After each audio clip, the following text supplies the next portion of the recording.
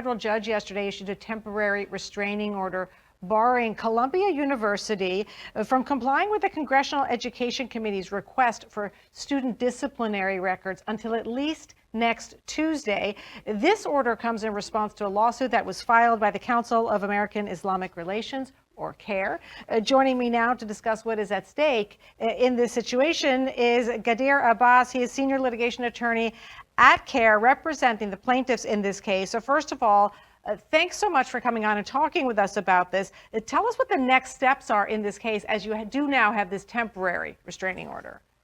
Well, we're grateful that the judge, just within hours of us filing this motion, saw fit to order not just the House committee, but a large swath of the federal government cannot receive disciplinary records from Columbia University. Columbia University was getting ready to feed its students into the wood chipper, to offer these students up as tribute to the Trump administration so that they can preserve the hundreds of millions of dollars that they hope to continue to get from the federal government. But that's illegal. The First Amendment does not allow the federal government to browbeat private parties into submission, to penalize, to suppress any particular viewpoint. And this case is about, ultimately, are we going to let Marco Rubio decide who can say what, when, or are we going to have free speech? Because we can't have both. Well, that funding has now been pulled. The university is trying to get it restored. According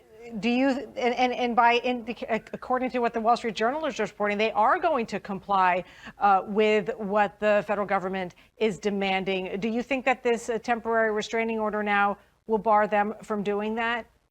At least until Tuesday. We'll be monitoring extremely closely. The government is enjoined by a federal judge from receiving these records from Columbia University. Columbia University itself is enjoined from providing these records in response to the requests that have been made of it. And we're hopeful, although we're not going to hold our breath, that Columbia University, they need to change course.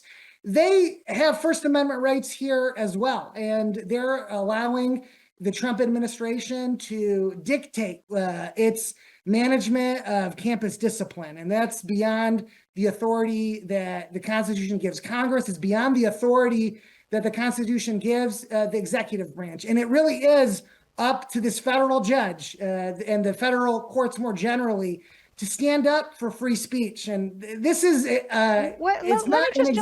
Let me just jump in with 1 second.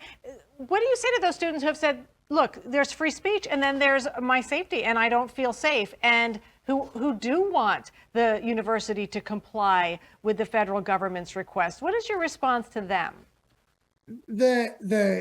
The core of the First Amendment is the right for people to say something you might not like. I'm paraphrasing here from a recent Supreme Court case, but it's the proudest boast of our First Amendment jurisprudence that you can say something, you have the right to say something that others find despicable. But here, the students are just expressing what everybody else is expressing, that Israel completely destroyed Gaza, the whole thing.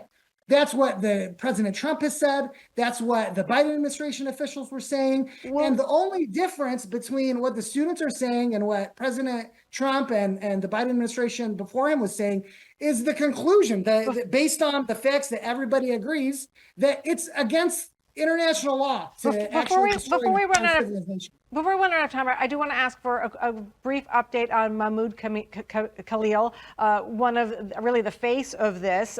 He is the graduate student who is currently incarcerated in Louisiana. A judge did move his case back to New Jersey, I should say. Can you give us any update on whether he will also be coming back north?